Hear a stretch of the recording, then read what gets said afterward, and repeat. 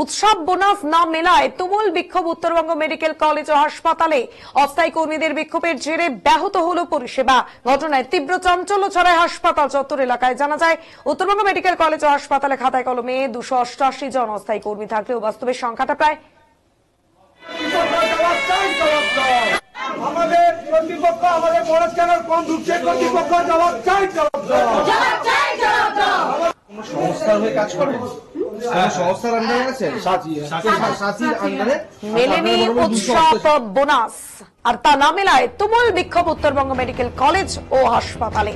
অস্থায়ী কর্মীদের বিক্ষোভের জেরে ব্যাহত হল পরিষেবা। ঘটনায় তীব্র চাঞ্চল্য হাসপাতাল চত্বর এলাকায়। জানা যায়, উত্তরবঙ্গ মেডিকেল কলেজ এবং হাসপাতালে খাতায় কলমে 288 জন অস্থায়ী কর্মী থাকলেও বাস্তবের সংখ্যাটা প্রায় 500-র বেশি। অস্থায়ী কর্মীদের হাজিরা হিসেবে বেতন দেওয়া হয়। অভিযোগ, পুজোর আগে অস্থায়ী কর্মীদের বেতন অনিয়মের পাশাপাশি বোনাসের টাকা কর্মীদের কেটে নেওয়া হয়েছে। আর বিষয়টি জানা মাত্র মঙ্গলবার উত্তরবঙ্গ মেডিকেল কলেজ ও হাসপাতালের প্রশাসনিক ভবনে সহকারী সুপারের কার্যালয় ঘেরাও করে বিক্ষোভ দেখায় অস্থায়ী সাফাই কর্মীরা, যার জেরে হাসপাতালে ব্যাহত হয় পরিষেবা। প্রায় ঘন্টা খানেক চলে বিক্ষোভ।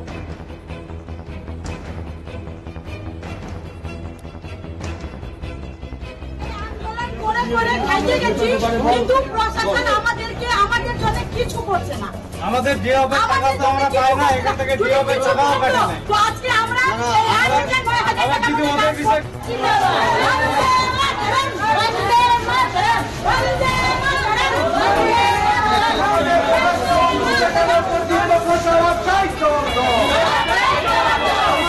আমাদের কর্তৃপক্ষ আমাদের বড় চ্যানেল কম ঢুকছে, কর্তৃপক্ষ জবাব চাই, জবাব দাও। আমাদের বোনাস কম ঢুকছে, কর্তৃপক্ষ জবাব চাই, জবাব দাও। সংস্থার হয়ে কাজ করে, সংস্থার আন্ডারে আছে, সাথীর আন্ডারে।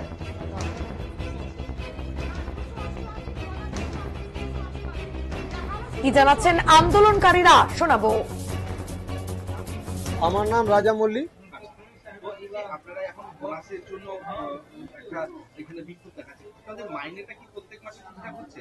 না দাদা, অ্যাকচুয়ালি আমাদের মেন সমস্যাটা হলো যে আমরা যে এত বছর ধরে এখানে কাজ করছি, তো আমরা আগে যে মালিক ছিল আমাদের জীবন রায় স্যার, আমাদেরকে কোনো সময় বেতনের জন্য ওনাকে বলতে হতো না। আমরা ডিএফের টাকা তো ওটা আমাদের নো ওয়ার্ক নো পে আছে, আমাদের আগে কোনোদিন এরকম বোনাসের জন্য ঝামেলা হতো না, আর স্যালারির জন্য ঝামেলা হতো না। কিন্তু বিগত 2 বছর ধরে আমাদের যখন এই সাথী এসেছে, আমাদের নো ওয়ার্ক নো পে আছে আগে থেকে, কিন্তু আমরা এই 2 বছরের মধ্যে আমরা ঠিকঠাক ভাবে স্যালারি পাচ্ছি না, ঠিক আছে। আর যেটা মেন যেটা আমাদের এখন পূজার যে প্রত্যেক বছর একটা বোনাস থাকে, ওটা আমরা ঠিকঠাক ভাবে পাচ্ছি না। গেল বছরও এই বোনাস নিয়ে ঝামেলা হয়েছিল, এই বছরও অনেকটা ঝামেলা বেড়ে গেছে, কারো 3000, কারো 4000, কারো 5000 এভাবে ঢুকছে। আগে তো আপনারা সাথীর আন্ডারে ছিলেন না। হ্যাঁ, আমরা আগে সাথীর আন্ডারে আছেন। এবার সাথীরই তো এই টাকাগুলো, বোনাসের টাকাটা আপনাদের দেওয়ার কথা, তারাই সেই টাকাটা তো দিচ্ছে না, ঠিক মতো পাচ্ছি না। গেল বছরও আমরা এই বোনাস নিয়ে ঝামেলা করেছিলাম, তারপরে আমরা করেছি, তারপরে বললো যে আমরা বোনাসের টাকা প্রত্যেক মাসে মাসে ঢুকে দিব। তো এই বছরের স্টার্টিং এ 2 মাস আমাদেরকে বোনাস ঢুকিয়েছিল, তার নিয়ে আমরা আন্দোলন করেছিলাম যে না, আমরা পুজোর সময় বোনাসটা নিব। কেন সব পরিবারের একটা আশা থাকে যে বছরে একটা বোনাসের টাকাটা আমরা যেন পাই। বাচ্চা কাচ্চার বাড়ি ঘরের আমাদের জামা কাপড়ের ব্যাপার থাকে, একটু আমাদের এই স্যালারি দিয়ে আমাদের একটা পরিবার চলে না।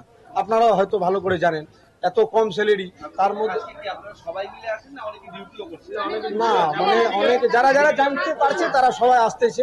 হ্যাঁ, আমার নাম রাজা মল্লিক।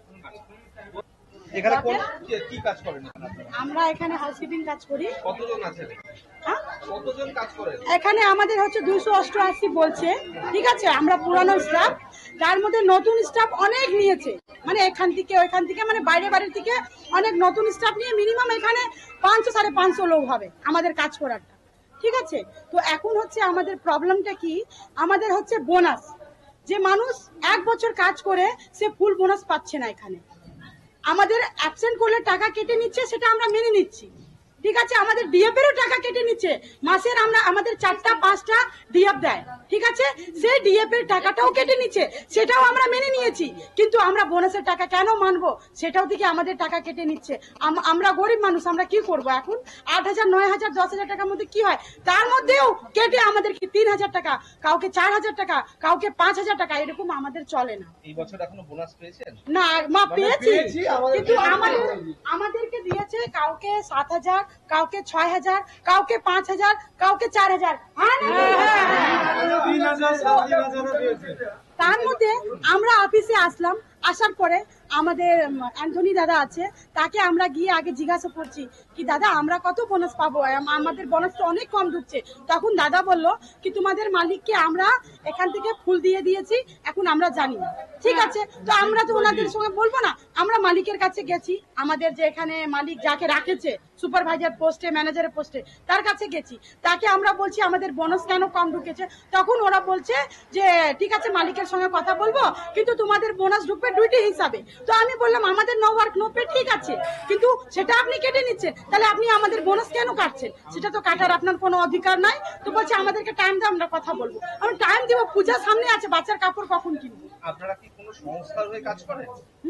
সংস্থার আন্ডারে আছেন? সাথীর আন্ডারে আপনারা মোটামুটি 288 জন আছেন। না 288 বলার শুধু আছে কি 288, দেখানো শুধু 288, কিন্তু এখানে 500 জন কাজ করে। সে স্পাই হচ্ছে আমাদের এই নতুন বিল্ডিং এ, স্পাইতে ঢুকেছে লোকগুলা, ওদেরকেও কি করেছে পিএফ ইএসআই, ওদেরও কোনো সিস্টেম নাই, ওদেরও পিএফ ইএসআই দেয় না, শুধু বেতন দেয়, সে বেতনটাও 3 মাস পরে, 4 মাস পরে, 8 মাস পরে এরকম দেয়। মানে আমাদের খুবই সমস্যা। গত বছর বোনাস পেয়েছিলেন? না, সেটা গত বছরও কি করেছিল ওনারা, বলছে কি আমরা অফিস থেকে আমাদেরকে মাসে মাসে টাকা দিয়ে দিচ্ছে, আমরা তোমাদেরকে বছরে দিব না, মাসে মাসে দিব। তখন কি করেছে উনি আমাদেরকে, মনে করেন আমরা 30 ডেট আমরা ডিউটি করব, সেখানে আমাদের কোনো প্রবলেম হয় আমি 25 দিন ডিউটি করলাম, সেই 25 দিন হিসাবে উনি পার্সেন্টেজ হিসাবে আমাদেরকে বোনাস প্লাস পেমেন্ট দিচ্ছে, তার মধ্যে প্লাস পিএফটাও সেই হিসাবে দিচ্ছে পার্সেন্টেজ হিসাবে। আপনাদের মাইনা কত হচ্ছে? মাইনা আমাদের হচ্ছে 8,500 কত টাকা, এখন হচ্ছে 8,902 টাকা। 2 টাকা কিন্তু আমাদের এখনো আমাদের কোনো মানে সাফাই কর্মচারীর জন্য সাফাই কর্মচারীর জন্য কিছু করা হচ্ছে না। আমাদেরকে এখানে একটা পার্মানেন্ট সলিউশনও লাগবে, আমরা 20 বছর ধরে এখানে কাজ করতেছি। দাদা কোন সংস্থার হয়ে কাজ করেন?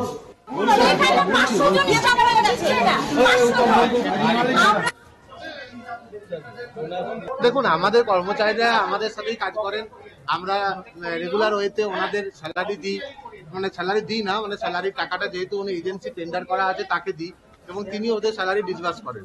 যেভাবে প্রতিটা হসপিটালেই এইভাবে এজেন্সির মাধ্যমে টেন্ডারে কাজ হয়, তো সেই টাকা আমাদের এও সাহেবের সঙ্গে রয়েছেন। আমরা কিন্তু প্রতি মাসের টাকা একদম ঠিকঠাক যে আমাদের প্রাপ্য সেটা কিন্তু আমরা কোম্পানিকে দিয়েছি, এবং তার সঙ্গে 8.33% হিসাবে যেটা বোনাস হয় সেটাও প্রতি মাসে অ্যাডভান্স কোম্পানিকে দেওয়া থাকে। কাজেই আমাদের এন্ডে কোনো টাকা দেওয়া হয়নি এমন কোনো কথা কিন্তু ওনারা বলতে পারবেন না। এরপরে এটা কোম্পানির এন্ড থেকে ওনাদের কর্মচারী কি পেয়েছে না পেয়েছে সেটা নিয়ে এখন ওরা আমার কাছে এসেছিল, তো খুবই দুঃখের ব্যাপার যে আমাদের কর্মচারী কমপ্লেন করছে আমি টাকা পাইনি। তো এটা আমরা মালিককে ডেকে বা ওদের কোম্পানির লোককে ডেকে এটা খাতিয়ে দেখবো, অবশ্যই খাতিয়ে দেখছি। আর আমাদের এন্ডে আমাদের কোনো ফল নেই, এটা আমরা 100% বলতে পারি, কারণ আমাদের গভর্নমেন্ট থেকে যে টাকাটা কোম্পানি যাওয়ার কথা সেটা প্রতি মাসে আমরা সঠিক টাকাই দিয়েছি, এবং কর্মচারীদের সঠিকভাবেই পাওনা টাকা যেটা বোনাসই হোক বা বেতনই হোক পাওয়া উচিত বলে আমি মনে করি।